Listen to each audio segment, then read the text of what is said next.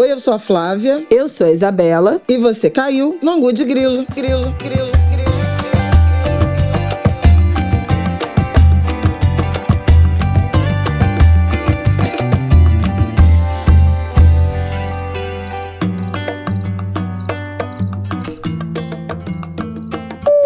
Angulers, mais uma terça-feira, Angu de Grilo está no ar, episódio 259, pós segundo turno, né, minha gente? E aí, Flaviol? Ué, gente, e aí, mais ou menos o que era previsto. Na semana passada, por exemplo, na semana passada, por exemplo, o resultado de São Paulo, eu tinha dito que era virtualmente impossível em razão da proporção de votos que Pablo Marçal, né, um candidato de ultradireita, tinha obtido no primeiro turno, né? Os dois candidatos da direita somaram... Calma, é só para dar um oi, um oi, calma. 58% dos votos. Não, é porque você, né, ficou muito impactada com isso. Mas, assim, não tem nenhuma grande novidade em relação ao que a gente viu no primeiro turno. Mas, enfim, vamos falar. Eu ainda estou, assim, sob impacto, na verdade, de uma manhã absolutamente avassaladora por assistir ao Ainda Estou Aqui, filme de Walter Salles, baseado no livro de Marcelo Rubens Paiva, com uma atuação primorosa da Fernanda Torres. É tudo verdade, tudo isso que estão dizendo tudo por verdade, aí. Gente, nossa. Mas a gente saiu vai da falar sessão, nisso. tipo assim, não tem como gravar Angu de Grilo hoje ainda. A gente está começando a gravar esse episódio às 3h, perigosamente atrasadas. E a gente decidiu que vamos falar do filme do Ainda Estou Aqui na semana que vem, porque ele lança no dia 7. Nosso próximo episódio sai no dia 5. E a gente vai ter que gravar esse episódio mais rápido do que a gente gostaria, por conta do horário, e a gente não quer falar correndo do filme no final, no terceiro bloco, de forma atabalhoada. Então, ele merece um espaço mais digno do Angu de Grilo. Então, na terça que vem, já está prometido, a gente vai falar do filme. Hoje vamos focar para falar desse segundo turno. A gente já tinha falado longamente de quais seriam essas disputas nas capitais. Na semana passada, eu passei ali um por uma, né, de qual era essa reta final, do que estava perigando acontecer, o que tinha de pesquisa, o que estava rolando essa última semana, e agora se concretizou. Então vamos falar disso, das capitais e de cidade marcante. Foram 51 cidades com o segundo turno. E aí no finalzinho, vamos fazer 2 blocos hoje. A gente quer falar no segundo bloco do Antônio Cícero, que pegou todos de surpresa na semana passada, né, com a notícia da decisão pelo suicídio assistido ou eutanásia, enfim, deixou uma carta. Foi suicídio assistido, precisamente, tá? Eutanásia é outra coisa. Também então já podemos, inclusive, falar dessa diferença. E foi um tema, né, que ficou na semana passada, essa decisão, essa escolha consciente de morrer com dignidade, né, que foi uma coisa que foi muito dita na semana passada também sobre esse assunto. Então vamos terminar o programa falando disso, mas primeiro vamos começar falando de eleições. Vamos que vamos.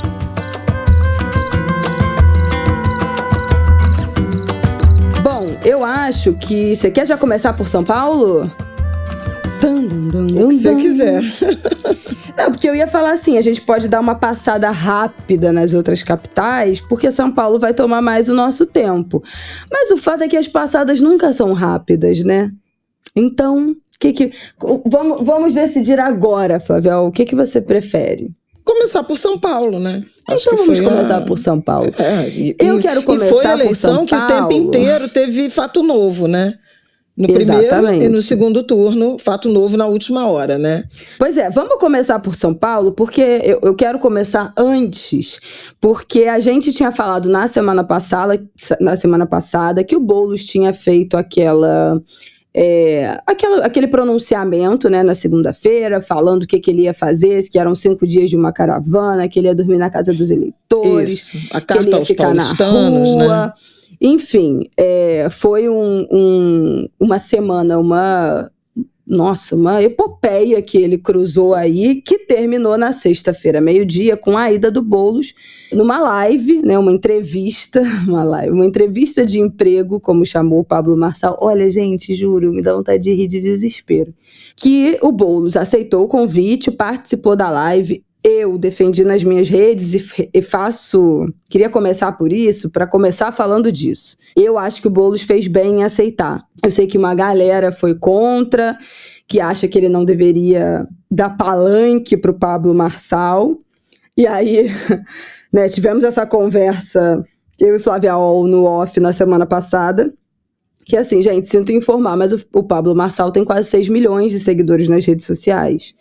Né, ele com certeza... Mais que o dobro do Boulos. Pois é, ele é tão conhecido conta reserva, quanto... né? Na conta substituta, porque ele teve as suas redes sociais, suspensa. Exatamente, suspensas. Então, assim, lamento informar a todos, mas talvez ele seja mais conhecido, né, por parte do povo brasileiro do que o Boulos. Então, na verdade, quem estava dando palanque e quem estava precisando de fato desse palanque era o Boulos, né?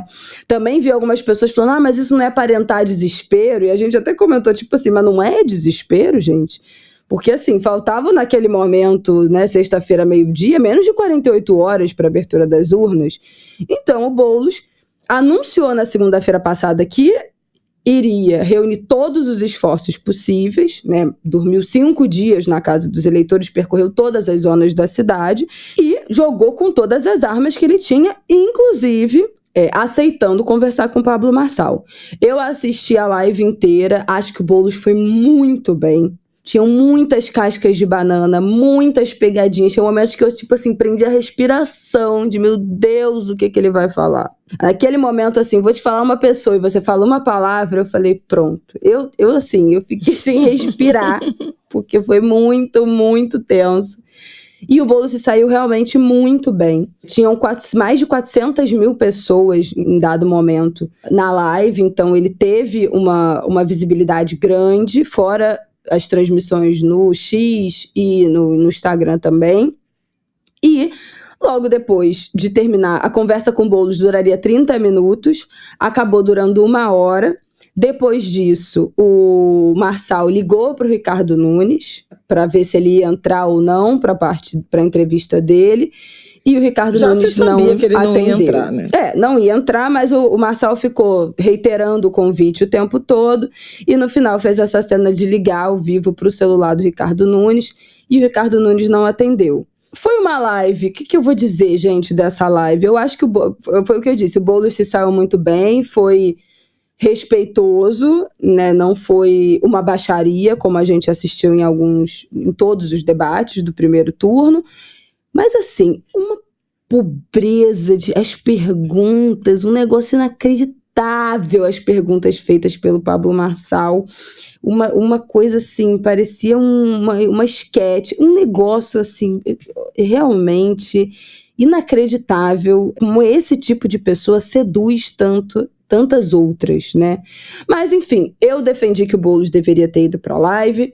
O Boulos foi para a live, e aí, seguindo a ordem cronológica dos fatos, eu acho que a gente pode pular para o dia de domingo, né? A tal da entrevista dada pelo Tarcísio, do lado do Ricardo Nunes e do filho do Bruno Covas, em que ele é perguntado e responde que houve interceptação de mensagens. Isso foi uma reportagem que saiu no sábado, que a Secretaria de Segurança teria interceptado mensagens de chefes do PCC orientando votos em alguns candidatos da capital e de algumas cidades de São Paulo. O Tarcísio é perguntado dessa matéria, que saiu no sábado, de uma interceptação que teria ocorrido em setembro, e não foi divulgada, né, em nenhum momento no primeiro turno, não foi falado disso.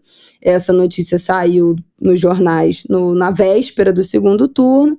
E aí ele, perguntado quem era a orientação de voto na capital, falou do Boulos. Isso, obviamente, gerou um bafafá já na manhã de domingo, e o Boulos, imediatamente, logo depois, fez um pronunciamento falando de abrir, como era o termo técnico? Na Justiça Eleitoral? Uma representação, né? Eu acho que o nome foi esse.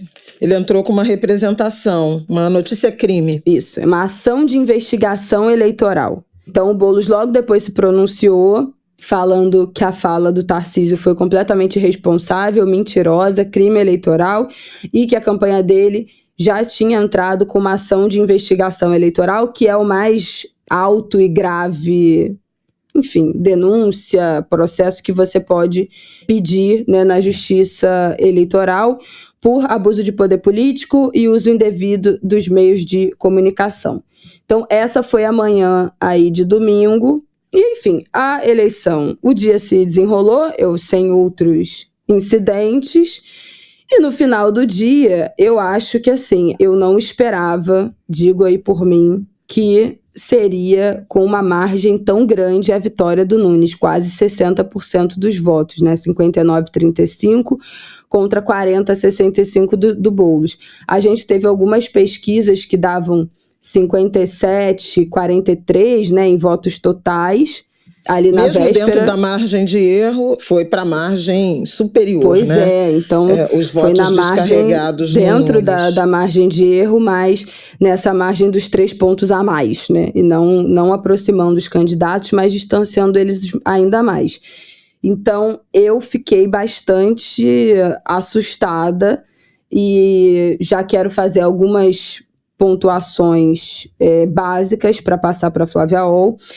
A eleição de São Paulo teve mais de 31% de abstenção, um número inacreditável. Vale dizer que essa eleição, de modo geral, foi a com mais abstenção desde aquela da pandemia. 29,2% de abstenção nesse segundo turno. Foi maior do que no primeiro turno. No primeiro turno foi 21,7%.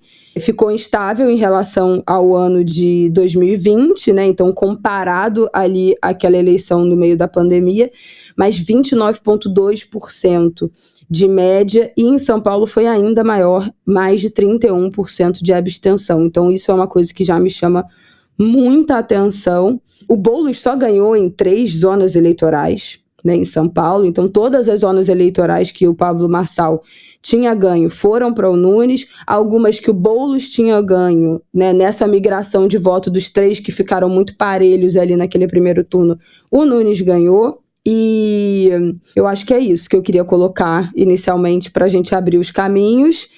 E você comentar, já era esperado? Já era esperado. Posso dizer que tive esperança? Posso dizer que tive esperança. Mas eu acho que já era muito claro nas pesquisas desde o início, desde as pesquisas das projeções de segundo turno, antes do primeiro turno, quando colocava Boulos e Nunes no segundo turno, o Nunes ganhava. Então, o Boulos não conseguiu reverter essa tendência, mas eu acho que, assim, é muito tentador para uma parte das pessoas, dos intelectuais, da galera da esquerda, dos progressistas, chegar no segundo turno, quando o representante, né, da esquerda perde, e falar: a esquerda não sabe o que fazer, não sabe, não está com as pessoas, não vai para as ruas, não dialoga, não está no olho. E assim, eu acho que não dá para dizer isso do Boulos. Não dá para dizer isso do Boulos pela trajetória política dele. Não dá para dizer isso dele em relação à campanha que ele fez, não só nessa reta final, nessa última semana, mas a campanha que ele fez. Ele é uma pessoa que tem contato com o eleitorado, que está nas ruas, que se disponibiliza, que está presente, que está junto com os movimentos, mas ainda assim não foi suficiente. Então, vi ontem algumas pessoas comentando até isso no Twitter, tipo assim, gente, então é isso, mesmo quando a gente consegue uma representação política que está lá, de fato, dialogando com o eleitorado, com os trabalhadores, com as pessoas, ainda assim não dá para chegar perto de quem tem a máquina, de quem é de direita, de quem é do centrão, ou já da extrema-direita, porque aí a gente ainda vai falar do lugar em que o Tarcísio foi alçado também no discurso do Nunes de vitória, né? Eu acho que tem várias questões aí, estava muito nítida, né, que seria uma vitória do Nunes a partir do resultado do primeiro turno. Foi meio dividido em 3, mas um desses terços, né, ele era claramente, do ponto de vista ideológico, atrelado ao candidato da continuidade, ao candidato da direita do que Nunes representa. Com algumas questões que envolvem uma sedução do eleitorado mais jovem, principalmente homens jovens, né, na direção desse apelo meritocrático, empreendedor, autônomo, ancorado inclusive numa gramática religiosa que possibilita um diálogo muito mais estreito. Eu acho que isso não é desprezível no que diz respeito ao que aconteceu em São Paulo, e uma estrutura de máquina que ofereceu alguns benefícios concretos, principalmente para a população de baixa renda, que também caminhou com o Nunes, boa parte dela, ao contrário do que se esperava, né? O Boulos não alcançou a votação do Lula em 2022 na cidade de São Paulo. E se achava que esse eleitorado era meio cativo, né? E, no entanto, as pesquisas de véspera mostravam que 2/3 dos eleitores que votaram no Lula, aproximadamente, né, 2/3 dos eleitores que votaram no Lula em 2022 votariam no Boulos, mas 25%, 1 em 4, iam votar no Nunes. Então você vê Lula maior do que Boulos, e não com a mesma intensidade de transferência. Esse é um dado importante, né? Tem alguma coisa que incomoda. Eu acho que a questão das emendas, do orçamento, da máquina, da riqueza de campanha faz muita diferença. E nessa eleição, o próprio Felipe Nunes da Quest fala que foi a eleição das emendas e que foi recorde, né, de reeleição de prefeitos. Então, assim, municípios com estruturas muito enriquecidas, né, com máquinas muito enriquecidas, que dependem menos do governo federal, que estão muito atreladas a parlamentares, deputados em particular, né, deputados federais, com emendas, injetando dinheiro. Tanto que um fenômeno dessa eleição, até inesperado, foram os crimes eleitorais envolvendo o dinheiro, né? A Polícia Federal, no primeiro turno, recolheu quase 21 milhões, né? Mais de 21 milhões de reais em dinheiro, Brasil afora, suspeita de tentativa de compra de votos. Uma prática muito antiga, né? A gente começou o ano eleitoral falando de violência de gênero e inteligência artificial, e terminou falando de dinheiro apreendido para compra de campanha, né? Compra de voto, não somente em São Paulo.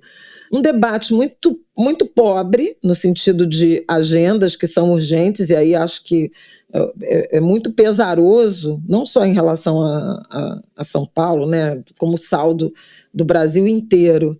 Essa questão do meio ambiente, não ter pactado nada, tirando Belém, que foi um esforço do Helder Barbalho, na direção de apresentar um candidato e afastar o negacionista que liderava, a gente viu que, aparentemente, essas questões que estão relacionadas à mudança climática, para o eleitorado, está na conta de uma tragédia da natureza e não como responsabilidade de governantes na direção de adaptação, de mitigação, de políticas públicas de enfrentamento.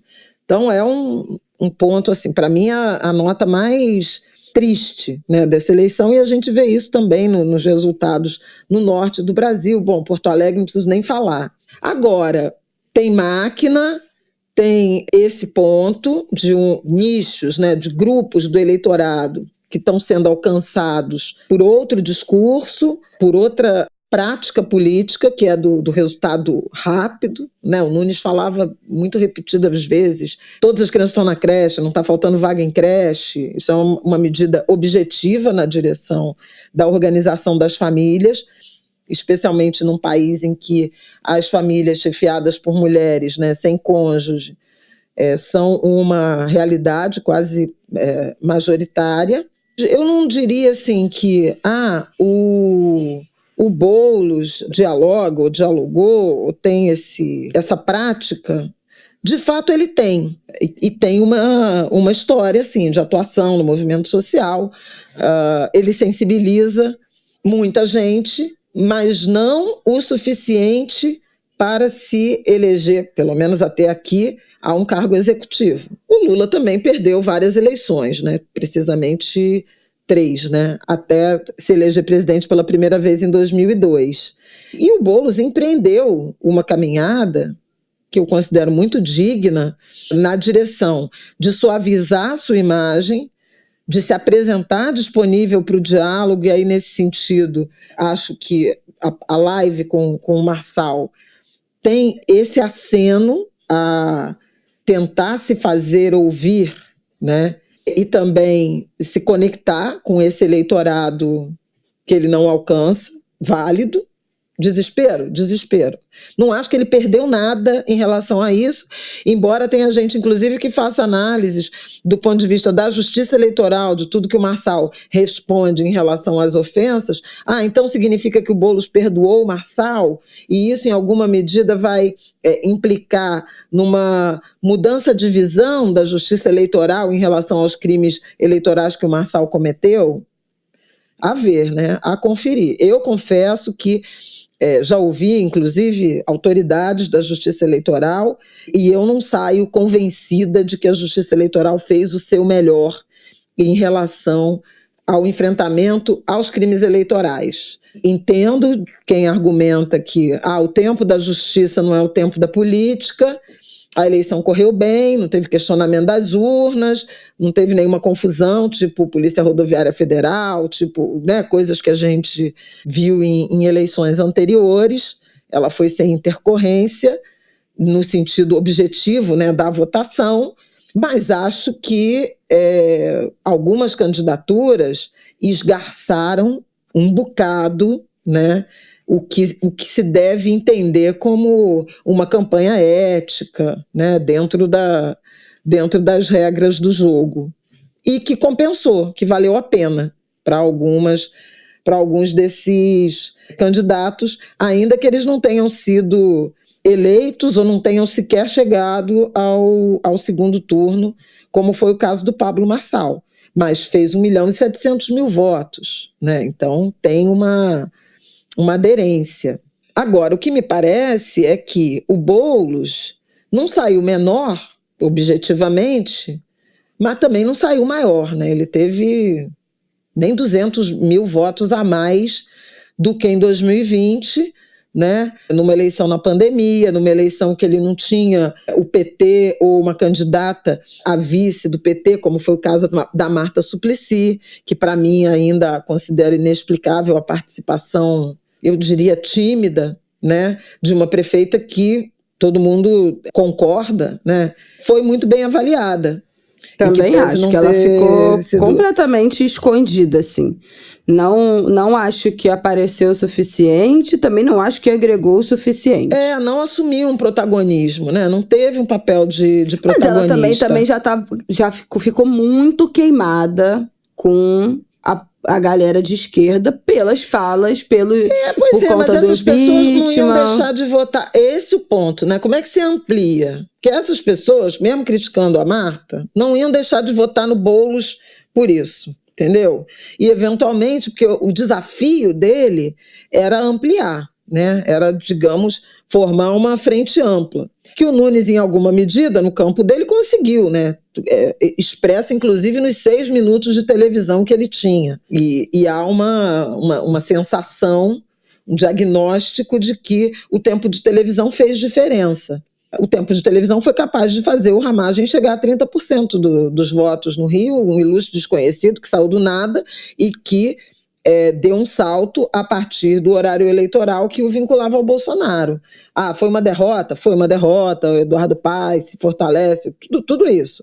Mas fez diferença, né? Esse tempo de televisão, esse naco aí de visibilidade, que em 2018 parecia que tinha sido enterrado com a eleição do Bolsonaro, que não tinha tempo nenhum de televisão, embora a facada tenha dado a ele muito mais tempo de televisão do que jamais um candidato tenha pego. Estou trazendo aqui vários elementos. Mas eu acho que diferente dos outros vices, e eu acho que inclusive diferente do que foi o Alckmin com Lula, né, na última eleição, o que eu acho que a história da Marta é que, assim, a sensação que dá é que tinha um constrangimento dentro da própria esquerda que não bateu no peito para falar essa é a nossa vice da frente ampla, como eu acho que bateu no peito pelo Alckmin em 2022. De falar, não é frente ampla que vocês queriam trazer esse voto, olha aí, o Alckmin não sei o que, vai ser nosso vice. Eu acho que tanto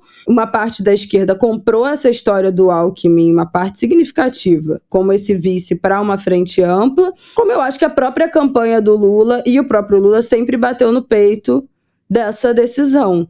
Eu acho que tinha, eu não sei se um constrangimento, mas acho que a presença da Marta era muito tímida, foi muito tímida, assim, vendo, né, gente, não sou de São Paulo, mas uma coisa um pouco constrangedora, entendeu? Entre os envolvidos, não dentro do partido, mas entre os eleitores. Eu acho que teve uma aceitação dos eleitores diferente do que a gente viu, por exemplo, com o Lula e o Alckmin. Eu acho que para os eleitores do Boulos não deixaram de votar no Boulos por causa disso. Não deixariam. Mas também não desceu direito, entendeu? Eu acho que ficou mais engasgado do que a decisão do Alckmin como vice do Lula.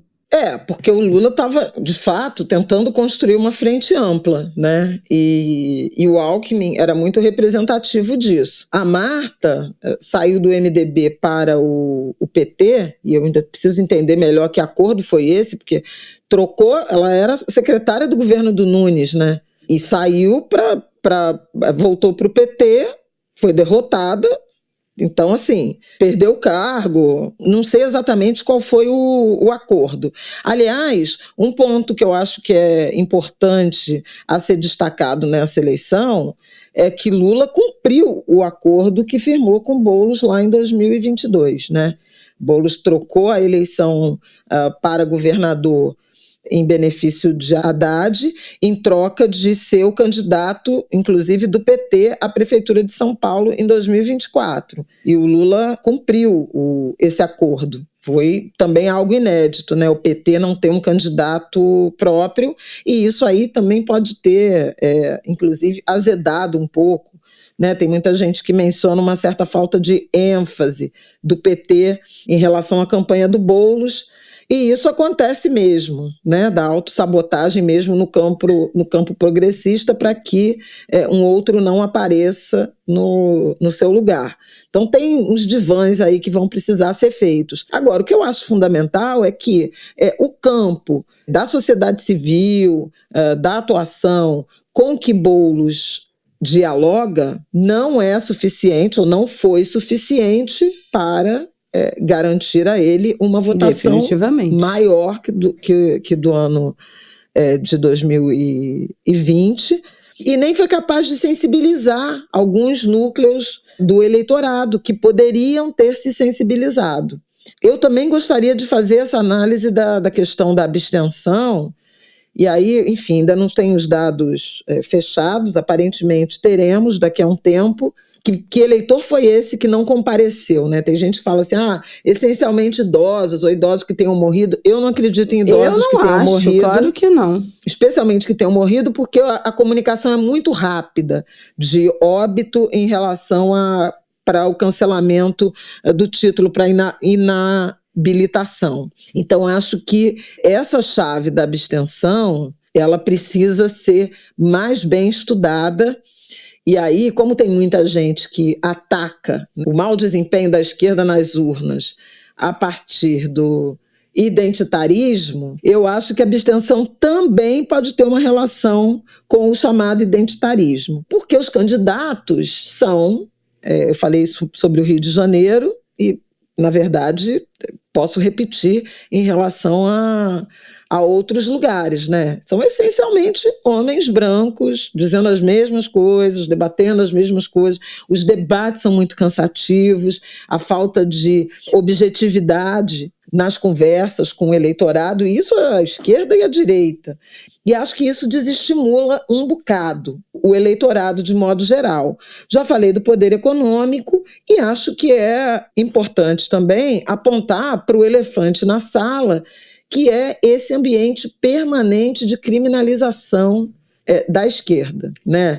E é a ideia de que a esquerda é apoiada pelo crime organizado, quando há evidências o contrário, né? Quem esteve envolvido com a administração municipal, que teve denúncia, investigação, inclusive providências tomadas na direção de ocupação e infiltração pelo PCC, foi a gestão de Nunes. E, no entanto, o que o Tarcísio fez foi dizer que tinha um salve do PCC na direção de mandar votar no Boulos, uma informação criminosa do ponto de vista do momento em que ela foi dita, né, com as urnas abertas, mas também à luz de uma autoridade responsável pela Secretaria de Administração Penitenciária, pela Secretaria de Segurança Pública, que, entendo uma evidência desse tipo, segundo o Tribunal Regional Eleitoral de São Paulo, não houve notificação. Então, assim, investigou, chegou-se a que conclusão? A própria reportagem que saiu no Metrópolis fala que no segundo turno não houve. Esse episódio foi do final de setembro e, portanto, anterior ao primeiro turno, o que não impediu que o governador cometesse esse crime eleitoral de fazer uma atribuição de desinformação que, quando a gente vê, mas não pesou no resultado das urnas e tal, é provável que não. O Nunes já aparecia nas pesquisas com uma grande vantagem em relação ao Boulos. Mas veja, quando a gente olha os comentários nas redes sociais, você vê que, de novo, se sedimenta a ideia de que a esquerda é criminosa. É muito curioso isso, como as críticas para o campo da esquerda são muito mais violentas, inclusive do ponto de vista mesmo da análise de mídia, do que em relação como o comportamento, inclusive criminoso, do campo conservador, a direita, a extrema-direita, ele acaba sendo naturalizado. Esse repertório de criminalizar a esquerda é antiquíssimo, desde sempre. Aliás, a gente vendo o filme vê isso, né? Comunista, não sei o quê. Total. Estamos falando dos anos 70, né? Da primeira década da ditadura civil-militar no Brasil, e como isso se prolonga, esse fantasma. E aí é muito curioso, porque isso é capaz de produzir nas urnas um resultado em que é preferível, aí vou repetir até uma análise do Otávio Guedes, é preferível um prefeito que teve a gestão que Sebastião Melo teve em Porto Alegre do que eleger a Maria do Rosário. Tamanha essa aversão, né? Ninguém é um eleitorado que não se permite. Claro que tem outros motivos, né, gente? Mas estou pensando aqui do ponto de vista simbólico, não permite experimentar uma outra proposta. E o próprio governo Lula faz milhões de concessões. E a mesma coisa o Boulos, né? A proporção de eleitores que diziam que iam votar no Nunes por não ter opção melhor, né, era praticamente 6 em 10 das pessoas que votaram no Nunes, segundo a pesquisa Quest da Véspera, ou do Datafolha, um dos dois. No Boulos, tinha uma proporção maior de gente dizendo que ele era o candidato ideal para o eleitor dele. Mas as pessoas preferem votar num candidato que não é ideal do que votar num candidato de esquerda. E aí é preciso se debruçar sobre essa narrativa que é absolutamente vitoriosa, né? Porque o campo progressista de esquerda é tão criminalizado, né? Está tão cristalizada essa criminalização, especialmente no eixo sul-sudeste, né? Sudeste-sul. Eu acho que isso é um tema importante.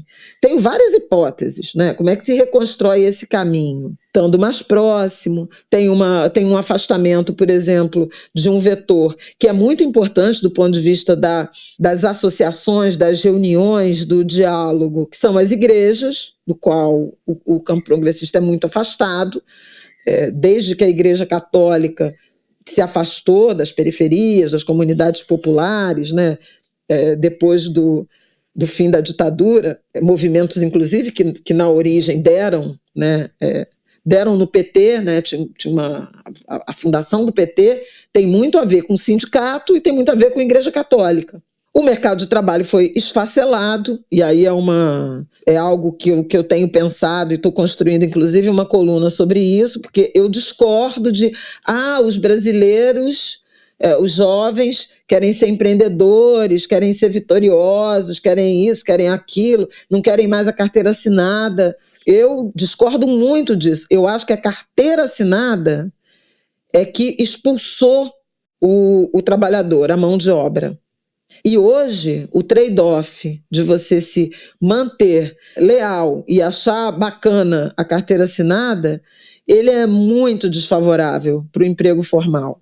Primeiro porque a flexibilização, todo o aparato de flexibilização, de alteração na legislação trabalhista se deu na direção de favorecer o empregador e não o trabalhador. Foi somente uma sonegação, uma desconstrução, uma destruição de direitos. Junto a isso, a reforma da Previdência, que tornou virtualmente impossível se aposentar com o teto de remuneração. Quem viu, acompanhou a reforma da Previdência, a gente tem angu sobre isso. Você vários. Tem que trabalhar 42 anos. Trabalhar não, contribuir 42 anos. Para ter direito a 100% do valor de referência, que é o teto. Contribuir 42 anos no teto. Então, e as condições trabalhistas são lamentáveis, porque a pressão por produtividade é imensa. Então as pessoas... Olha o movimento do Rick Azevedo, Vida Além do Trabalho. É isso. Você é balconista de farmácia, você é caixa de supermercado, você é vendedor de shopping. Você trabalha 6 dias por semana numa realidade de mobilidade urbana absolutamente inviabilizada. O ônibus é péssimo, o trem é péssimo, o metrô é péssimo, aí você vai de Uber ou você vai de moto para ganhar uma merreca. E quando consegue, e aí eventualmente as pessoas fazem a escolha, né? O trade-off. Eu vou fazer isso tudo, não. Eu ganho X. Aí a gente chegou no limite de eu ganho numa aposta correta num sábado de futebol os R$1.400 que é o salário mínimo. Ai, gente, é desolador. Então, assim, é desolador, mas eu acho que o processo, eu não acho que o impulso é o empreendedorismo. E a política social, ela é essencialmente de oferecer o básico, né? De te tirar do precário, da fome. Então, não apresenta. Eu também acho que o retorno da educação, pelo menos a percepção de retorno da educação diminuiu à luz das redes sociais, desse aspiracional de gente que ganha dinheiro, fica famoso sem ter estudado, sem nada, porque, enfim. Então tem várias questões, né? E tem um campo de extrema-direita profundamente eficiente, né, que se organizou ao longo do tempo, esse é um processo de décadas, que vem se organizando na direção de atrair principalmente os jovens. Então, assim, tem um sem número de desafios, tem uma visibilidade que eu também acho assimétrica em relação a novidades do campo progressista, tem muito mais espaço para o liberalismo, né, no noticiário, para o conservadorismo. A gente vê, os caciques partidários são sempre os mesmos, mas é Kassab, é Valdemar, é Baleia, é Gleisi, enfim, você vai ver, Marcos Pereira, né? E por aí vai. Então, eu acho que tem muita coisa para ser refeita e eu acho que tem um desencanto que se manifesta nessa abstenção e que, ao estudar melhor essa abstenção, eu acho que a gente vai poder entender se são, de fato, é só uma questão de, essencialmente, faixa etária, ou se tem algum grupo específico que está se ausentando em razão de uma política que não representa. Então eu nem vou lá. E eu, sinceramente, não julgo. Eu mesmo muitas vezes falo, gente, é melhor as microsoluções, as soluções comunitárias, os aquilombamentos, as organizações da sociedade civil que tentam melhorar pragmática e objetivamente a vida de pequenos núcleos, pequenas aglomerações urbanas. Já falei, acho que isso aqui, me dá aqui minha titularidade e dá linha na pipa, porque... De fato, outro dia o Haddad falou, né, que a esquerda parou de oferecer utopia, né, o sonho. É verdade. E ele também não oferece, né? O que ele está oferecendo? Arcabouço fiscal, renegociar. Não, muito franco. Arcabouço fiscal, renegociação de dívida, vamos arrochar no... Sabe? Efetivamente... É um pragmatismo também de leitura de economia que deixa a desejar também do ponto de vista de alguém que está dizendo que a esquerda não está com capacidade de apresentar sonhos, fazer as pessoas sonharem. Tem uma questão da crise da democracia, para terminar, que eu acho absolutamente também fundamental. Eu acho que isso não é trivial. Essa ideia de as pessoas estão mais individualistas, estão querendo resolver a própria vida, etc. Isso é um desencanto objetivo com uma política que não representa mesmo, né? Então, farinha pouca, meu pirão primeiro, e esse sonho aí de coletividade, ele vai sendo comprometido. Nossa, tudo isso só falando de São Paulo, né? Pois é, eu tô aqui, mas eu já fiz uma análise mais ampla que... eu tô muito curiosa para essa abstenção de São Paulo, para entender esse grupo dos 16 a 24 anos, que era a maior parte, né, dos eleitores do Pablo Marçal, especialmente entre os homens dessa faixa, para ver se essa galera de fato foi votar e votou no Nunes. Mas eu arrisco que também boa parte dessas abstenções, né? Porque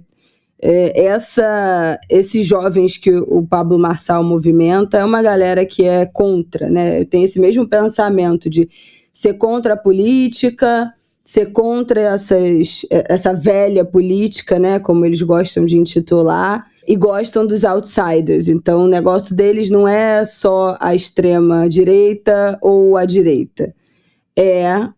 Esse cara, né? Esse cara que é essa figura desse outsider, né? Do momento, que não há nada, enfim, né? Bom, aí o resto vocês já sabem. E aí, nesse sentido, o Boulos já é sistema, né? Já é um deputado eleito. O Boulos já é sistema, o Nunes já é sistema. Então, nenhum desses dois serve pra gente. É melhor não... E sendo... Porque eu acho que até pra você ir até a urna anular o voto, você tem que ser politizado de alguma forma, para entender que aqueles ali não te representam, mas ainda assim você vai sair da sua casa e ir. Não é por causa da multa, não é porque para não justificar depois, não é só porque é obrigatório, né? Para você sair da sua casa, para você ir anular um voto, e aí tem uma matéria muito interessante do G1 falando do que as pessoas apertaram para anular, né? Já teve essa matéria no primeiro turno, em relação a São Paulo, mas 780 mil pessoas anularam voto digitando 0. Isso foi no Brasil todo. No Brasil todo? No Brasil todo.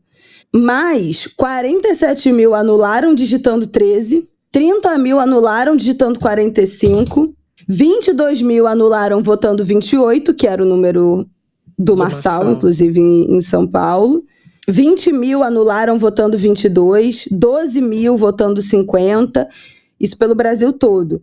Então, assim, você vê que até na hora de anular, existe uma convicção do que você está fazendo. Tem uma coisa do politizado. Não ir é se abster completamente, né, de se colocar politicamente. Então é muito curioso, assim, como é que as pessoas não vão. Eu acho uma loucura, eu não consigo imaginar eu deixando de votar, sabe? Tipo assim, um negócio que para mim é uma loucura. Mas enfim, a gente já falou bastante desse segundo turno de São Paulo.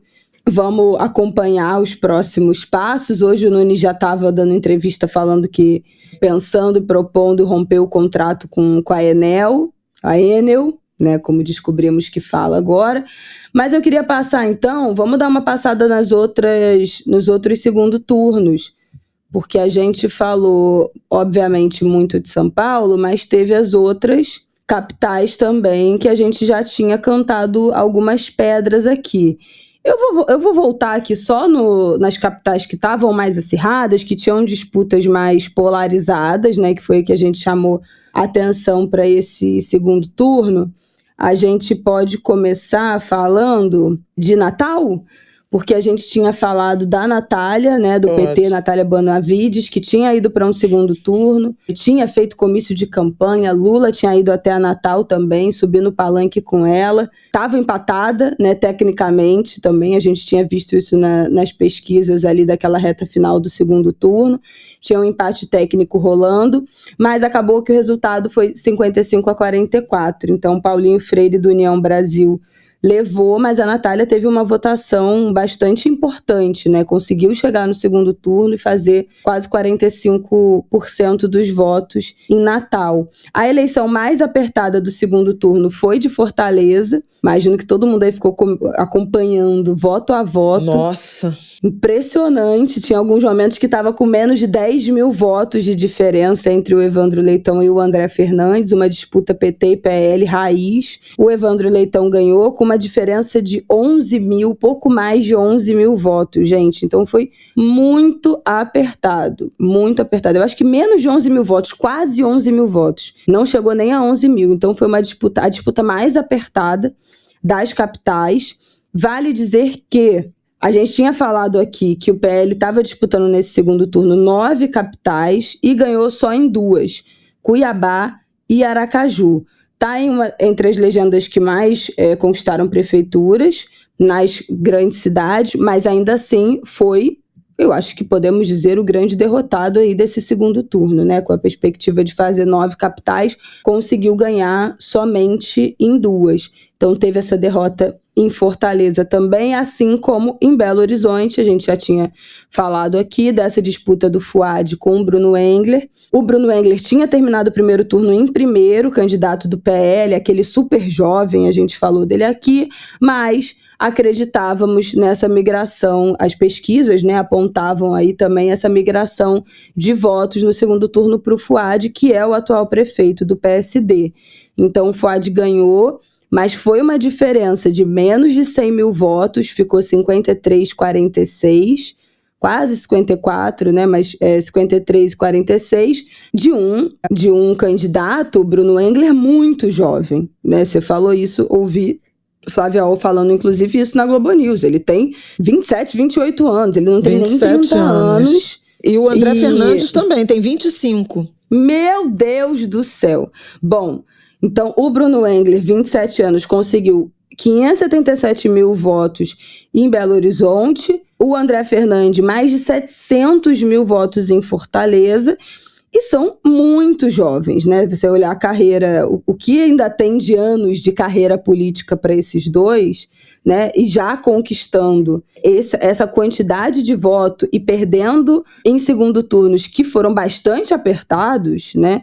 Então, existe um futuro aí para ficar de olho.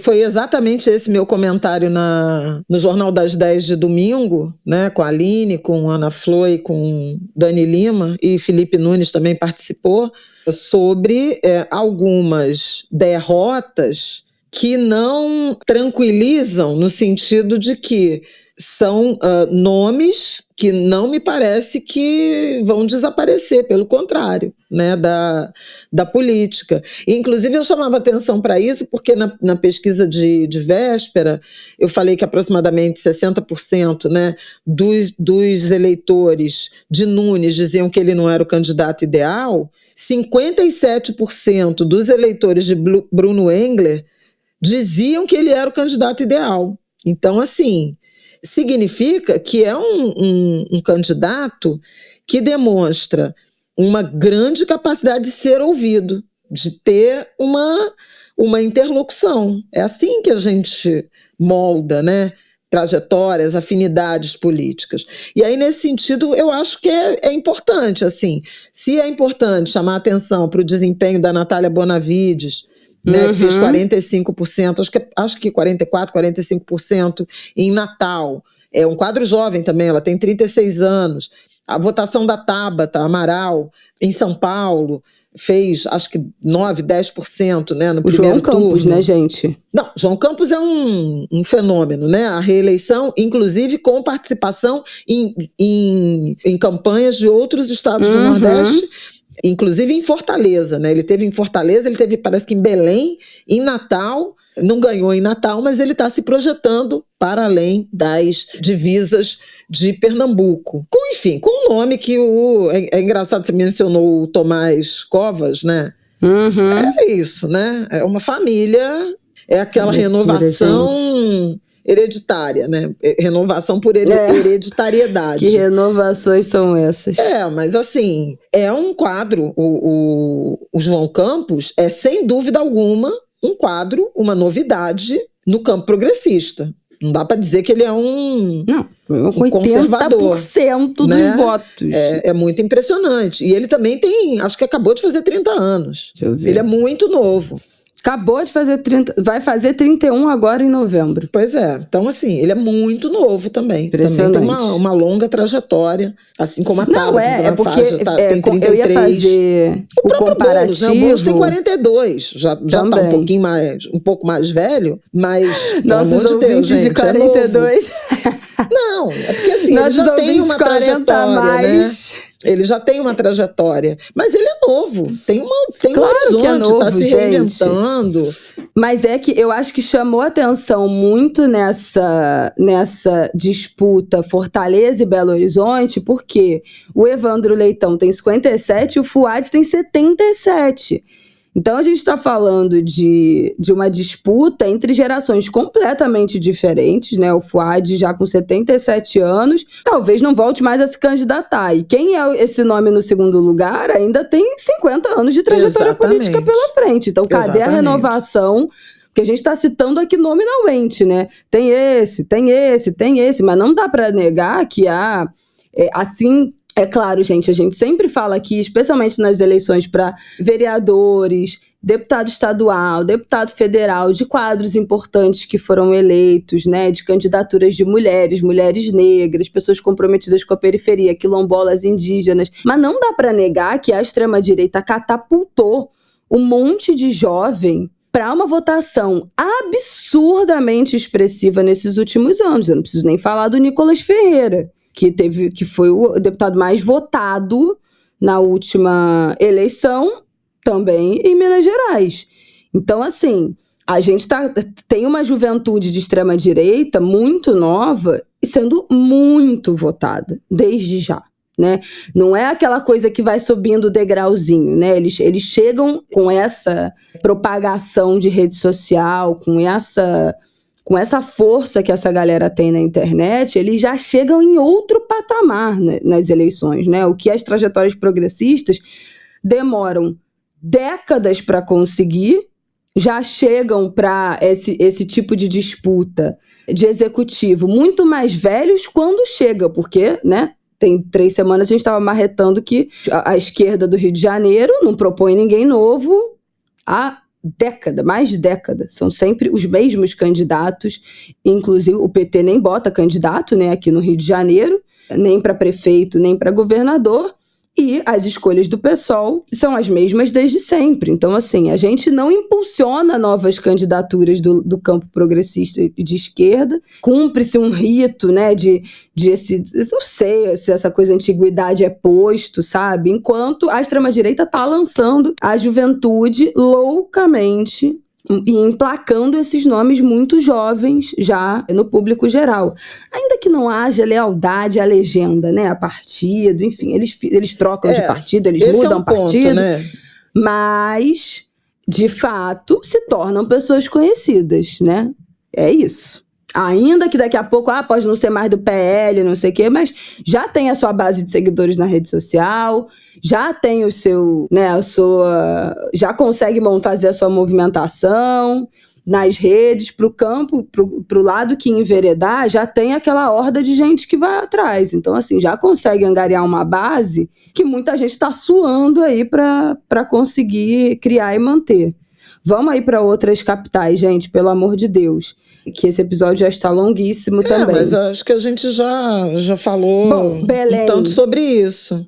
Igor Normando ganhou, né? MDB, a gente também já tinha cantado essa bola aqui junto das pesquisas, tudo indicava que iria ganhar. Também tudo indicava que Porto Alegre, Sebastião Melo ganharia e ganhou com 61% dos votos. 61, 39, 62, 38. 61, 53 no final. Uma coisa assim deprimente, mas a gente também já tinha tratado disso aqui. Não, 61... 53. 40? Ah, não. 61,53. Tá, com 39. Não, foi 61, 38. Sem arredondar. A gente já tinha tratado disso aqui, da decisão errada do PT de colocar Maria do Rosário, que já era sabidamente uma pessoa com uma rejeição muito alta. Eu queria dizer que em Porto Alegre teve 34, quase 35% de abstenção. Então, mais de um terço do eleitorado não foi votar. Coisa inacreditável, assim. Uma coisa inacreditável e muito triste, né? Porque, bom, falamos longamente aqui no Ângulo de Grilo sobre Porto Alegre, sobre o Rio Grande do Sul, sobre a negligência da prefeitura. Quem perdeu o fio da meada, volta lá no Ângulo de Grilo que a gente falou sobre a enchente, essa tragédia do Rio Grande do Sul. E também já falamos sobre essa disputa no primeiro turno, né? No episódio do primeiro turno. O que mais que eu acho que vale trazer? Cuiabá. O Lúdio perdeu, né? O Abílio do PL ganhou. Então, foi uma das vitórias do PL aí no segundo turno, foi em Cuiabá. Bastante apertado, 53-46.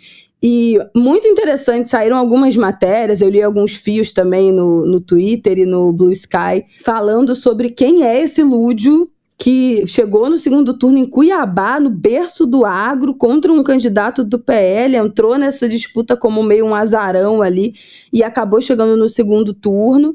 E tem uma matéria até da Folha que fala que ele foi dessa trajetória política dele e que ele estava amplamente apoiado pelos Maggi, pelos irmãos Maggi, né? Maggi, aquele caldo da marca mesmo, os fundadores, que são extremamente influentes, né, no agro da soja. Esse agro é o primo do Blairo Maggi, que foi governador e ministro. É um outro Maggi, é de um outro grupo, do grupo Bom Fator, eu acho que é isso, não é? É o Elusmar Maggi, é primo do Blairo. Isso, é primo, mas é Maggi também, isso que eu tô falando. Não, é Maggi, o que fez campanha ativamente no sábado retrasado para o Lúdio foi o Elusmar Maggi, isso, sócio do grupo Bom Futuro. Que tinha como vice a filha do atual ministro da Agricultura, exatamente. Carlos Fávaro. Então, Rafaela Fávaro. O lobby do Lúdio estava tão grande, inclusive com alguns empresários, alguns dos barões do agro, que estavam, de fato, uma parte do agro apoiando ele ativamente, pedindo votos ativamente, e a filha do ministro da Agricultura, Rafaela Fávaro, filha do Carlos Fávaro, foi escolhida como candidata a vice. Então, ela era vice do Lúdio. Ele chegou muito perto. Tem essa matéria da Folha, é ótima, se vocês... Posso até botar aqui na nossa indicação, mas se vocês jogarem aí, vocês conseguem achar também Lúdio, agro, enfim... que explica um pouco como é que esse cara apareceu dessa forma em Cuiabá, né, que a gente já tinha trazido aqui esse estranhamento. A outra capital que o PL ganhou foi Aracaju, com a Emília Correia, também isso já estava meio dito, que aconteceria pelas pesquisas. Perdeu em Goiânia, onde ganhou o Mabel, União Brasil. Que aí foi interessante, porque é um político muito tradicional, que teve o apoio do Caiado e que está em enfrentamento com Bolsonaro, né? Isso é interessante. Bolsonaro foi para Goiânia foi lá passar atestado dessa derrota pro Ronaldo Caiado. Eu usei até com as meninas, não no ar, mas falei com as meninas que você falou, o Bolso e o Naro, né, disputando. É mais ou menos isso. Mas eu acho que tem uma fratura importante também no campo da direita, né, entre a direita e a extrema-direita, que também ficou muito evidente nessa eleição. E o próprio ataque, avanço, frustração, revolta da extrema-direita com esse campo aí do centro-direita, que é do PSD, do Kassab, que abocanhou o maior número de prefeituras. E eu concordo quando você diz que, mas tem um changê ali, né? Tem uma quadrilha no sentido junínico do termo. Mas, por exemplo, o Eduardo Paes já foi MDB, já foi PSDB e agora está no PSD. Entendeu? Então, assim, são legendas, é uma coisa meio de dança das cadeiras, que na verdade são sempre as mesmas pessoas, né? Trocando de legenda, troca o selo, troca a embalagem. Mas são esses caras, né? E aí também acho que é importante a gente pensar qual é o nível de alinhamento, né, de alguns grupos. Por exemplo, o PSD foi grande vencedor. O PT, no fim das contas, e o Lula, sobretudo, queria ter apoiado o Fouad Noman desde o início em Belo Horizonte. O PT foi um aliado incondicional do Eduardo Paes. Essa vitória é só do Eduardo Paes? É só do PSD? Ou é também parte dela do PT? O Jader, né? O Jader é um velho aliado do Lula. Então, assim, eu acho que tem algumas nuances a serem observadas, em que pese o fato de que tem um estoque, aí eu falei desses vasos comunicantes, que eu acho importante a gente também reconhecer. E tem até a história de João Pessoa, né? Que o Cícero Lucena, que é do PP, ganhou do Marcelo Queiroga do PL, o Cícero Lucena do PT estava sendo apoiado... Não, PP. Estava sendo apoiado pelo PT. Então você olha e você fala, não, PP e PL. Mas aí você vai ver, contra o PL... o PT estava apoiando o candidato do PP. Então, gente, aí também não é uma... Que vitórias são essas, meu Deus! Não, mas eu acho importante, porque assim, as pessoas estão olhando muito número de prefeituras, né, por partido, população administrada, e aí PSD e PMD e MDB são os que estão com maior número, mais de 35 milhões de população administrada. O MDB, claro, tem São Paulo e já distorce, né? Aquela linha da mediana, né? É uma mediana... A média vai ser, esse estoque aqui é distorcido por uma mediana, que obviamente vai botar São Paulo lá na outra ponta, vocês já tiveram essa aula. Mas eu queria chamar a atenção para o tamanho do eleitorado de cada partido, porque é com quem? E aí tem as derrotas incluídas, né? O MDB e o PSD alcançaram o maior número de eleitores, quer dizer, votos em candidatos deles. 27,7 milhões para o MDB, 27,6 milhões para o PSD. Depois vem o PL, com 19 milhões. Depois vem o União Brasil, com 16 milhões e meio. Depois vem o PT, com 15 milhões. Republicanos, com 10 milhões, um partido que cresceu imensamente. Direita a direita. O PT vem na sequência, com 7 milhões e 600 mil. PSB, com 7 milhões, mais prefeituras, mais um eleitorado menor. E o PDT, com 2 milhões e 700. O PDT que foi bem trágico, né? No sentido da fratura que ficou exposta lá em Fortaleza, né? E ficou com Deus em Fortaleza. Né? Em particular o Ciro Gomes, né? Essa figura aí realmente, this is from a people who just lost somebody. Esquece! Mas eu acho engraçado, a última coisa pra gente encerrar, eu acho, que assim, a gente tá falando aqui, né, dessas alianças. O que configura uma derrota ou uma vitória se a gente tá falando desses apoios também no primeiro e no segundo turno? Aí tem uma matéria do G1, tá assim... o PL de Bolsonaro disputou, né, 9 capitais, ganhou em apenas 2. E aí o PT disputava o segundo turno em 4 capitais e ganhou só em uma, Fortaleza, São Paulo, Porto Alegre e Cuiabá perdeu. Mas agora eu te pergunto, por acaso o Boulos é 13 ou é 50? Como é que o PT... Assim, quando o PT perde em São Paulo. Quando ganha, aí não conta. Quando ganha apoiando o candidato que ganhou, não conta.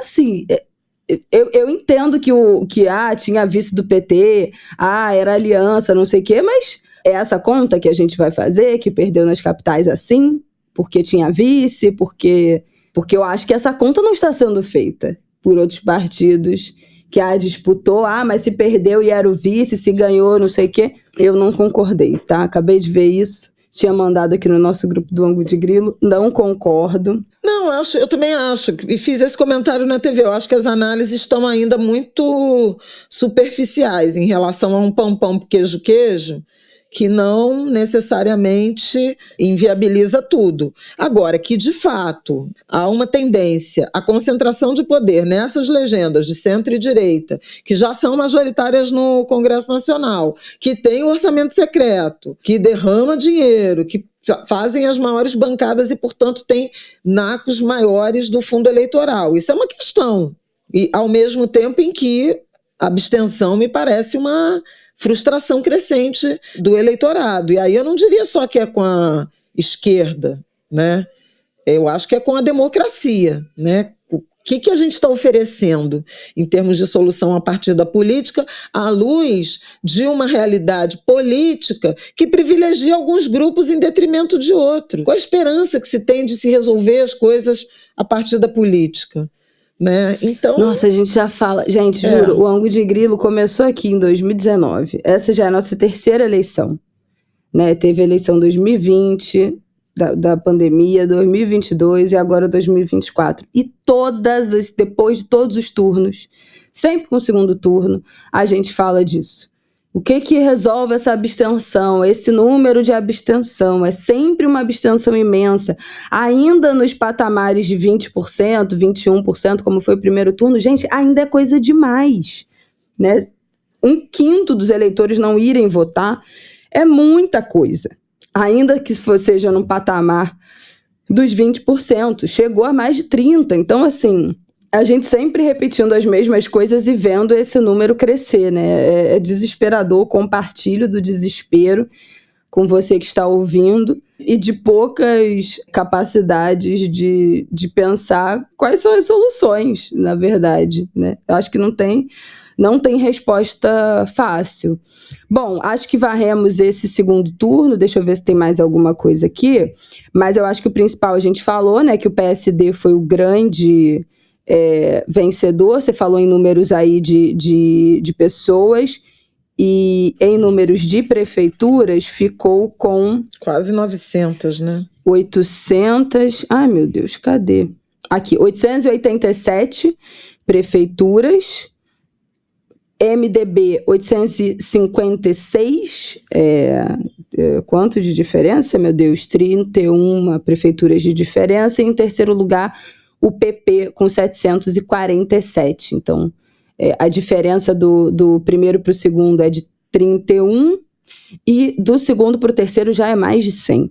Então, realmente, o PSD e o MDB correndo por fora e PSD na frente. Bom, é a primeira vez, né, lembrando, que o MDB é superado por outra legenda na prefeitura. A gente já tinha falado isso no primeiro turno, já era realidade, não tinha mais chance do MDB passar pelas disputas do segundo turno, mas só confirmando isso então. Bom, é isso, né, Flávia? Superamos essa eleição? Será que superamos esta eleição? Eu acho que sim. Eu acho que ainda vai ter coisa para dizer, né? Acho que tem o papel do Tarcísio, né? Que realmente desponta, sim, né? sim.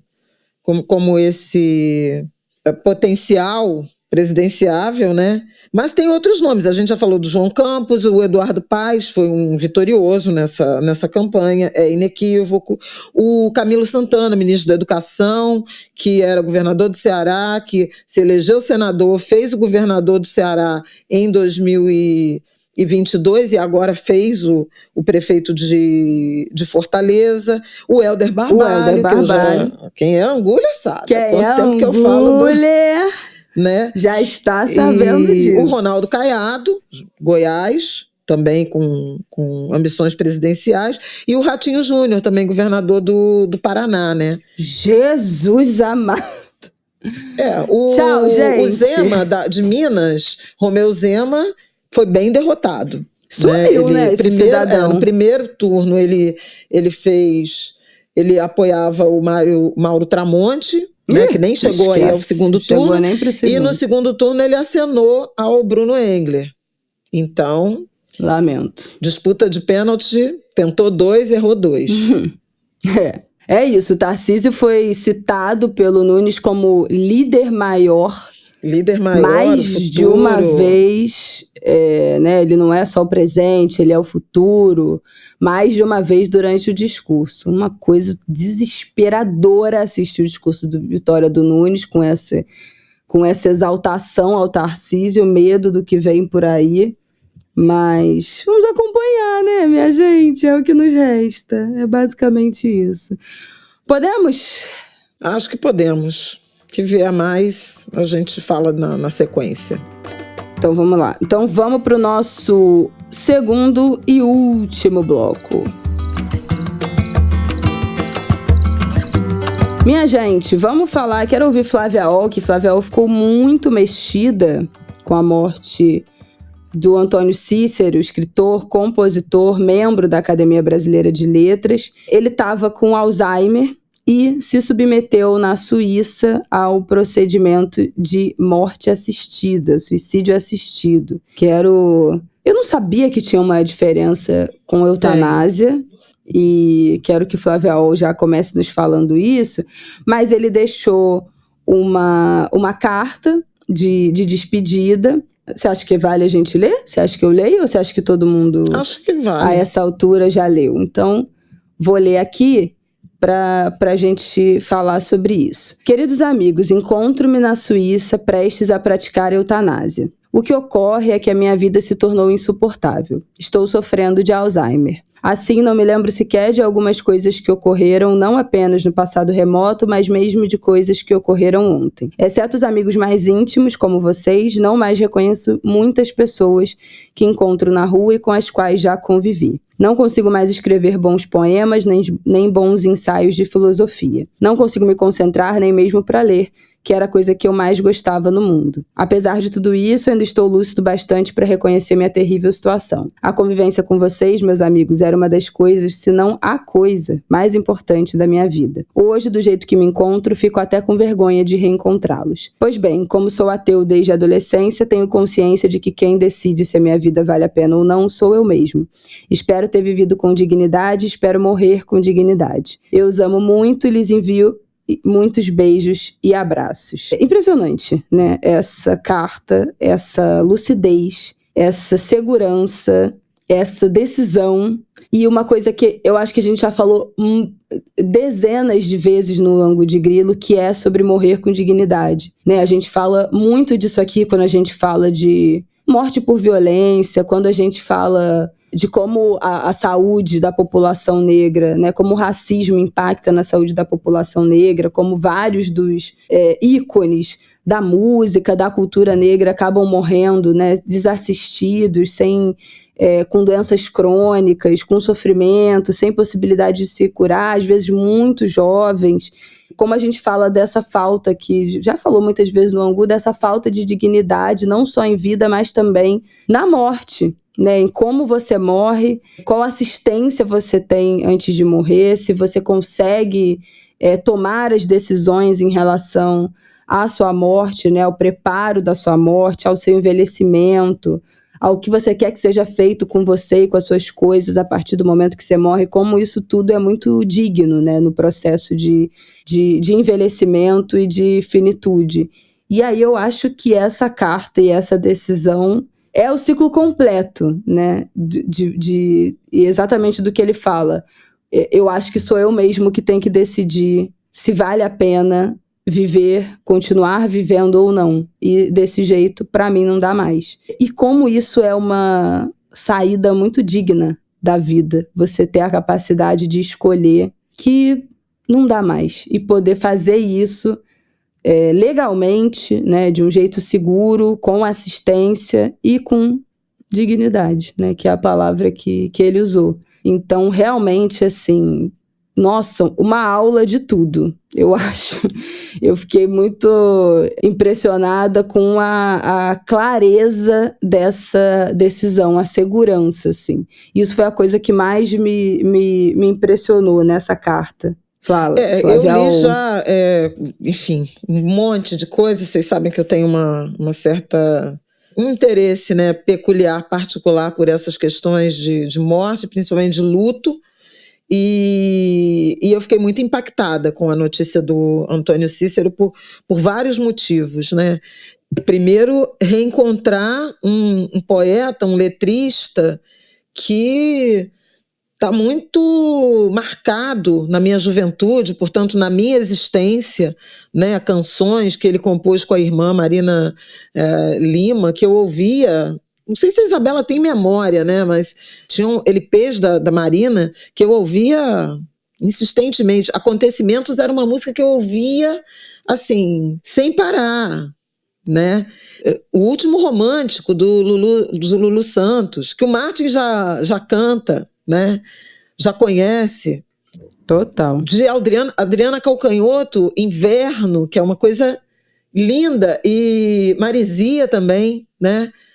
Nossa, por esse cancioneiro que ajudou a me moldar em alguma medida. Então, já seria uma morte sentida. Os poemas, né? Tem um poema que viralizou aí no dia da notícia da morte dele. Guardar uma coisa não é somente tê-la. Em cofre não se guarda nada, né? Apenas se esconde a coisa vista. Ele tem versos fugaz, né? Você me abre seus braços e a gente faz um país. Olha, gente, eu fico assim, me dá vontade de chorar, lembrando das canções. Muito forte. Inverno Bom, Virgem, né? As coisas não precisam de você. Quem disse que eu tinha que precisar? As luzes brilham no Vidigal, não precisam de você. É incrível isso. Nos Dois Irmãos também não. É lindo. Inverno da Adriana Calcanhoto, que é a composição dos dois juntos, que é uma coisa incrível. E ela conta que ela só sabia compor, eles faziam parcerias improváveis, porque ela compõe fazendo letra. E ele só compunha com a melodia para ele botar a letra. Então ele não.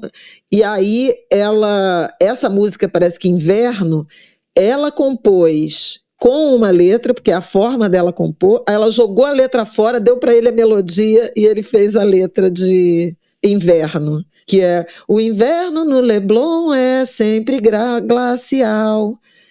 No dia em que fui mais feliz, vi um avião se espelhar no seu olhar até sumir. Nossa, gente, faço longas cartas para ninguém. Nossa, viagens. Então, primeiro, esse reencontro com momentos muito particulares da minha vida, da minha juventude, enfim, da minha história mesmo com a música, e quanto o desaparecimento, né, de um poeta, de um compositor, ele leva um tantinho da gente também, né? Também nos ensina sobre o nosso próprio envelhecimento.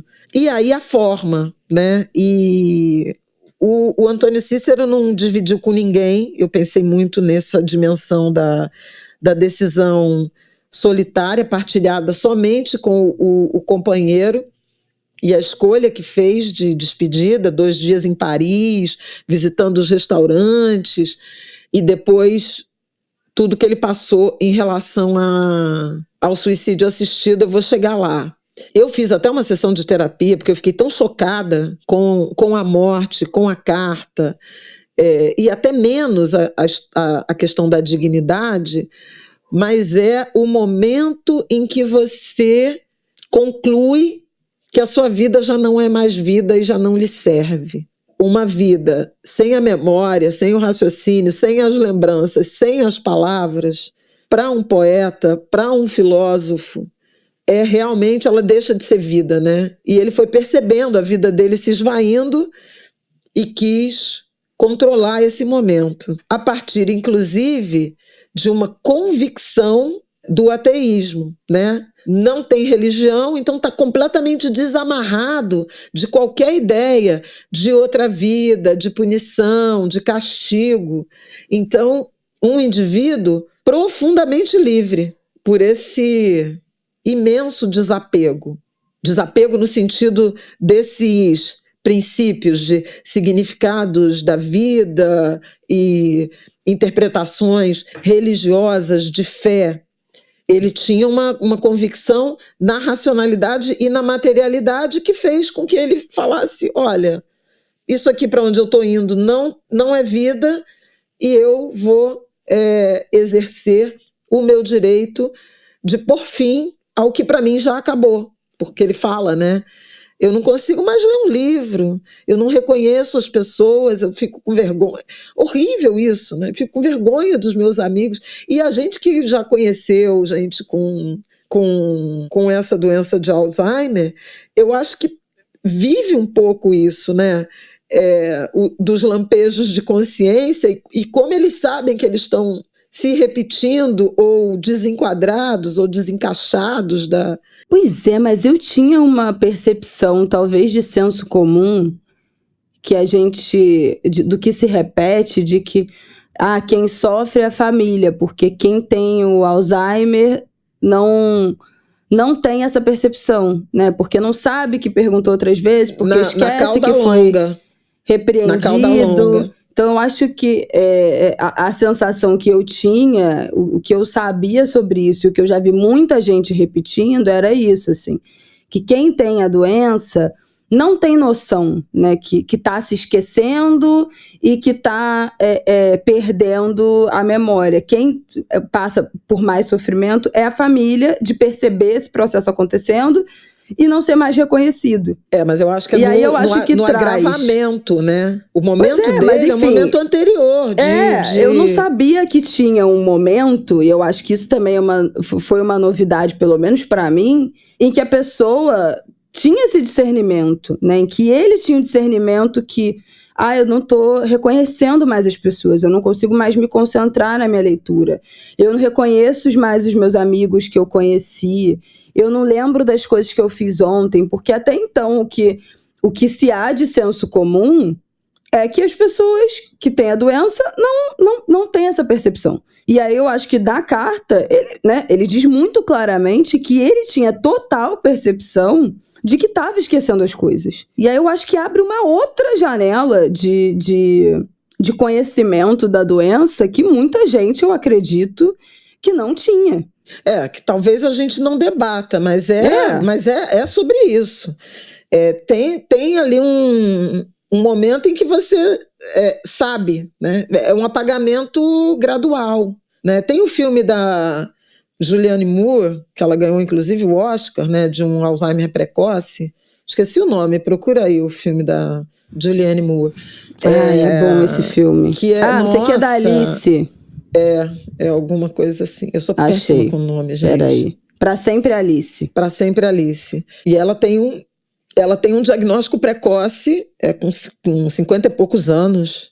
E ela sabe, tanto que vai sinalizando a casa, não sei o quê. Então, assim, essa fala dele, eu fico com vergonha de encontrar os meus amigos, quer dizer, o que você entendia como vida desapareceu. Agora, vamos para a coragem imensa, e eu não quero romantizar isso, inclusive porque eu sou uma mulher de fé e normalmente religião e suicídio é tabu, né, em religiões, ou quem trabalha com, né, na faixa do pecado, né, é pecado, né, quem tira a vida é Deus e tudo mais.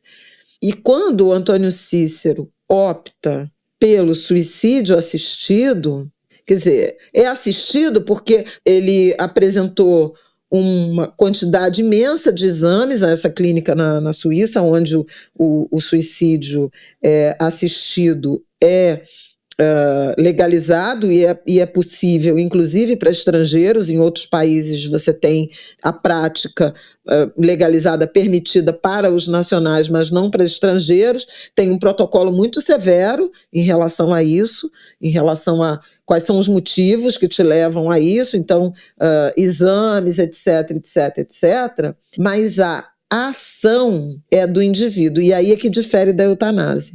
Porque a eutanásia é uma interferência de um terceiro.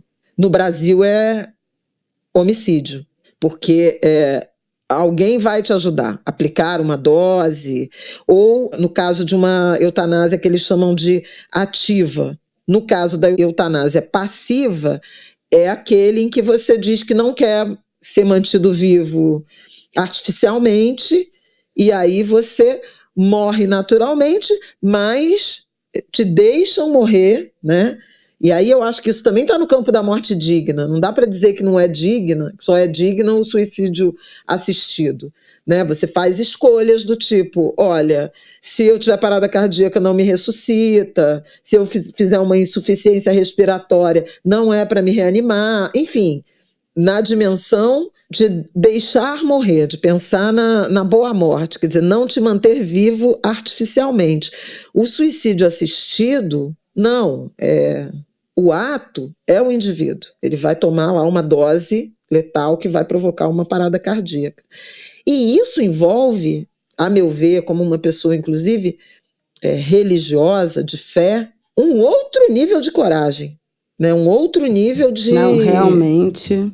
Sabe? É você com você mesmo. E o Marcelo, não sei como é que eu falo o sobrenome dele, do companheiro do Antônio Cícero, Marcelo Tis ou Tais, ele diz que morreu tranquilamente, como, né, coerente com o que ele sempre acreditou, segurando a minha mão, mas ele levou a medicação, ou seja, ele fez o ato.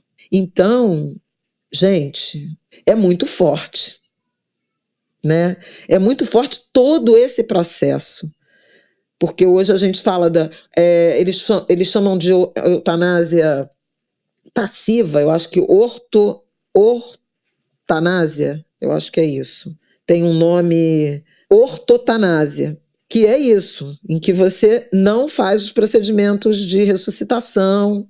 Rafael deve entender bastante bem disso. Muitas vezes tem essa conversa, né, de casos que são irreversíveis, em que o paciente fala com a família ou a família fala com o médico. Não vou prolongar o sofrimento. A ideia de prolongar o sofrimento, né, usando medicina, medicação, aparelhos, etc. Não, deixa no quarto e está todo mundo junto e não vai para o CTI, aquele ambiente frio, barulhento.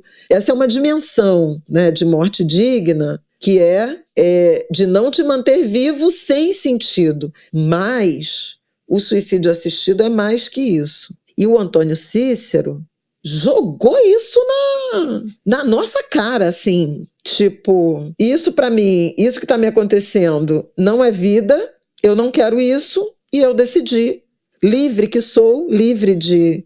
Por isso que quando ele menciona ser ateu, é muito importante, né? Ele fala, eu sou ateu desde a adolescência, né? Porque, de fato, é alguém completamente livre, e ele só dividiu com o companheiro, nenhum amigo, nenhum familiar. O marido dele dá uma entrevista para o Globo no dia, né, horas depois do ocorrido, e diz que a irmã Marina, que era parceira, muito próxima, soube na véspera, e eu entendi que na véspera com ele já lá, né, na Europa para o procedimento. Muita gente também chamou atenção para... Enfim, a legislação brasileira não permite, e brasileiros que têm condições, que têm não só essa capacidade de decisão, mas essa condição financeira, ter de sair do país. Quer dizer, você vai fazer isso longe de tudo, né? Voltaram às cinzas do Antônio Cícero, porque o Brasil não está nem perto de iniciar um debate sobre isso. Gente. Não está nem a anos-luz, né? Inclusive porque tem todo um debate moral e religioso que invade, né, a política, a liberdade individual.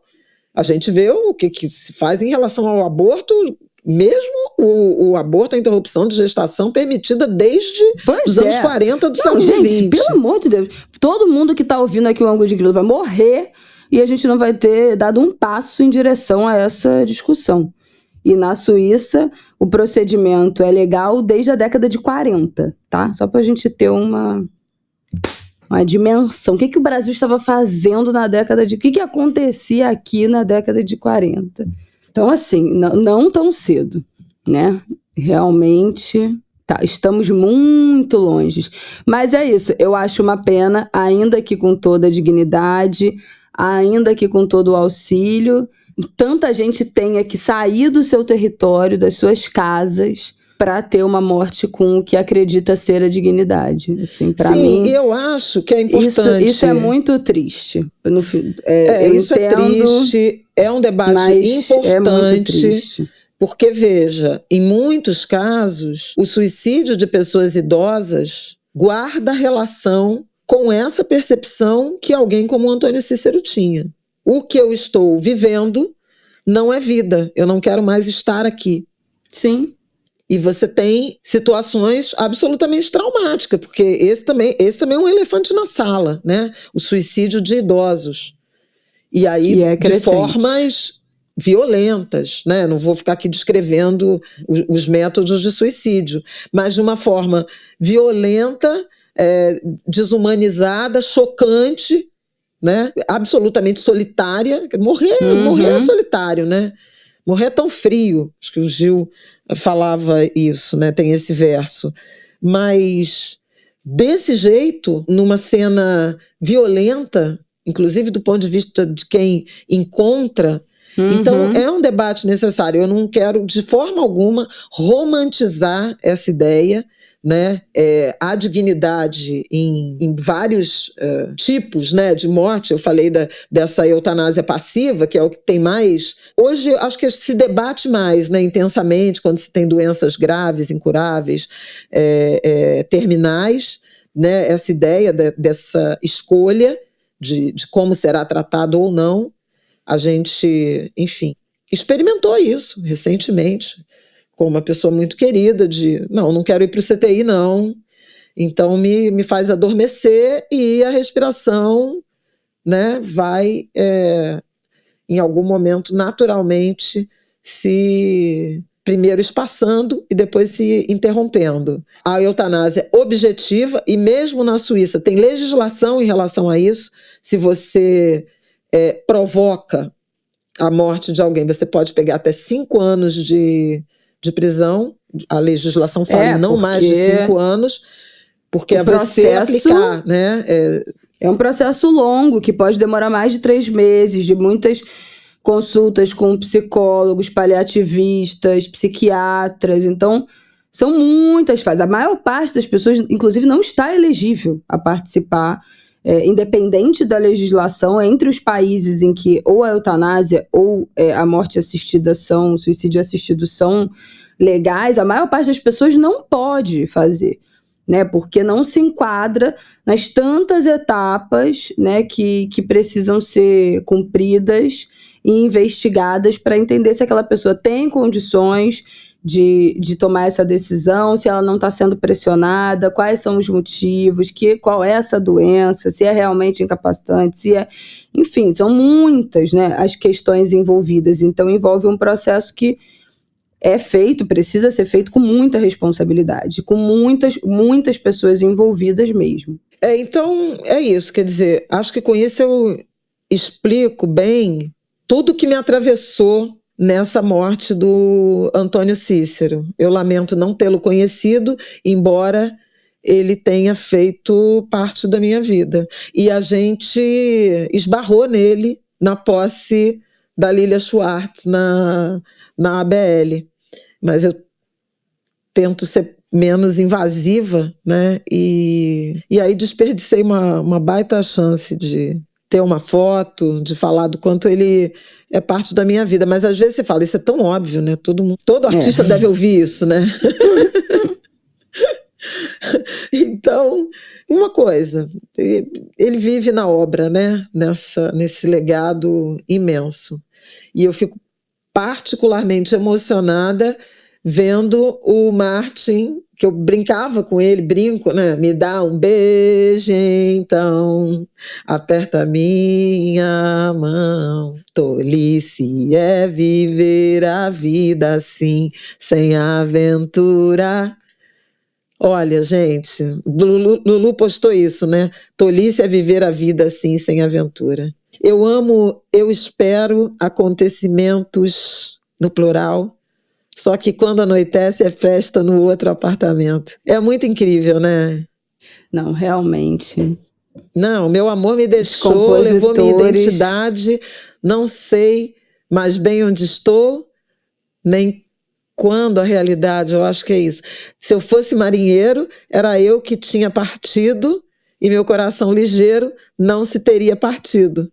Ou se partisse, colava com cola de marisia. É lindo, gente. Gente, mas poeta, olha só, né? Isso também, olha, a língua portuguesa, eu virei minha mãe. É lindo, né? Porque ela falava essas coisas e eu ficava, ai, que saco. Mas realmente, desculpa, não tem isso em inglês. Não tem. O português possibilita a gente a fazer tantas coisas, a falar de tantos jeitos diferentes, uma riqueza, um vocabulário. Não tem igual. Isso aí, lamento. Aí você vai traduzir uma música dessa, não vai prestar, não faz sentido, não tem igual, não tem igual. Ai, é isso, né, Flaviol? É isso. É isso, minha gente. Então, só pra gente deixar aqui os 2 pop-ups da semana, eu acho que é olho na eleição americana, porque as eleições acontecem na próxima terça-feira. É óbvio que a gente vai falar disso no Angu de Grilo da semana que vem, mas o Angu sai na terça, a eleição é na terça. Então, a gente volta, mas olho nessa reta final. Teve Beyoncé e Kelly Rowland participando de comício, de convenção e fazendo discurso, enfim, tudo está acontecendo. Quem não se posicionou está botando a cara. A última pesquisa que teve, eles estão exatamente empatados. Então, assim, gente, loucura, vai ser loucura, com loucura. Emoção completa. E olho também que nesta quarta-feira, não é isso? Nessa quarta-feira, 30 de outubro, Rony Lessa e Elcio de Queiroz vão a júri popular. Está marcado para começar às 9 da manhã, a sessão. E é isso, vamos acompanhar, né? Os responsáveis acusados pelo assassinato da vereadora Marielle Franco e do motorista Anderson Gomes. Indo a tribunal do júri 6 anos e meio depois, né, do assassinato, do crime bárbaro. Os mandantes, né, um processo que corre no STF, por conta de Chiquinho Brazão, né, em particular, ser um deputado, então tem prerrogativa de foro. Na semana passada houve uma série de depoimentos deles, Chiquinho Brazão, Domingos Brazão, Rivaldo Barbosa, entre outros, é outro caso, mas dos autores é esse que finalmente chega ao fim, sem muita expectativa de surpresa, porque as provas são muito robustas e depois disso ainda houve a confissão. Há uma mobilização intensa, né? Teve missa no domingo, o Instituto Marielle Franco está convocando a presença, né, da sociedade, né, que sentiu e que clama, espera por justiça a partir do amanhecer de quarta-feira, dia 30, Fórum do Rio de Janeiro, e a gente espera, né, a perspectiva de justiça, e uma justiça que semana passada a Globo News fez uma série de reportagens, né, sobre mulheres na política, e um dos entrevistados dizia: a Marielle mudou crime contra a Marielle de violência política, feminicídio político, muda um eixo, tem um grande impacto, porque até então não se apurava, não se investigava, não se punia. E ela abre efetivamente a perspectiva a partir de uma mobilização da família, mas que começa no dia do assassinato, no dia seguinte, né, com a mobilização de rua, que era absolutamente inesperada para quem não entendia, né, o que aquela candidatura, o que aquela vereadora representava para muita gente no Rio de Janeiro. E ganha repercussão mais do que carioca, fluminense, no Brasil e no mundo, né? Então, muitos olhares nessa direção. Moção de protesto, porque provavelmente Vinícius Júnior não vai ganhar a bola de ouro. Tô vendo isso agora, olha, né? Vou te falar. E aí a gente só pode entender... minha gente, é o racismo, né? É isso, basicamente. Na verdade, enfrentar o racismo, né? O racismo tá aí, né? Mas não ouse não se submeter, não ouse reagir. É o fim de tudo. É o fim de tudo. Inacreditável. Enfim, gente. É isso, Angulers. Até terça-feira que vem. Boa semana pra vocês. Bom feriado que cai no sábado. Quem trabalha sábado estará de feriado. Aproveite, descanse. Boa semana. Terça que vem estamos de volta. Feriado de sábado, que é aniversário de Luiz Antônio Simas. Deixo meu beijo, né? Aniversariante, ele famoso por falar isso, né? Do ter nascido no dia de finados. E dia 1º, dia de Todos os Santos, o dia de Tutti Santi, aniversário do meu querido Lázaro Ramos. Então também festejo aí essas duas existências. Demais. E elevem pensamento, honrem seus mortos, né? Seus ancestrais, as pessoas que importaram. O Dia dos Mortos é um dia de também refletir e agradecer pela vida, pela possibilidade de convivência com essas pessoas que nos atravessaram aí o caminho, com as quais caminhamos juntos por não todo o tempo, mas por um bom tempo, por algum tempo. É isso. Um beijo, minha gente. Até!